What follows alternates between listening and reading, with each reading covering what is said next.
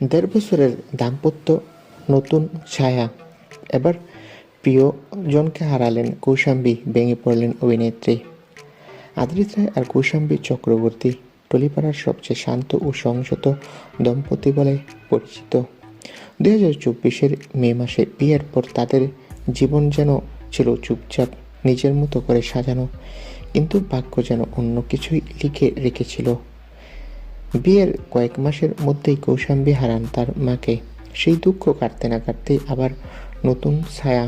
এবার তার দিদা প্রয়াত হলো। ঠিক কী কারণে মৃত্যু হয়েছে তা এখনও জানা যায়নি, কারণ পরিবার বিষয়টি নিয়ে কোনো আলোচনা করতে চায় না। তবে এতেই বোঝা যায় আঘাতটা কতটাই গভীর। কৌশাম্বীর অনুরাগীরা বেশ কয়েকদিন ধরেই লক্ষ্য করছেন তিনি বেশ মনমরা। স্বাভাবিকও বটে, বিয়ের 1.5 বছরের মাথায় একের পর এক প্রিয়জনকে চলে যাওয়া খুব সহজ নয়। অন্যদিকে আদ্রিত এই সময়টা বেশ নীরব, অনেকদিন কাজ করেন না।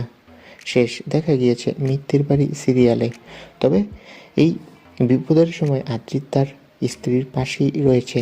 তো বন্ধুরা, তোমরা সবাই কৌশাম্বীর দিদার জন্য দোয়া করো, আর আমাদের চ্যানেলটি সাবস্ক্রাইব করে পাশে থাকা বেল আইকনটি বাজিয়ে রাখো।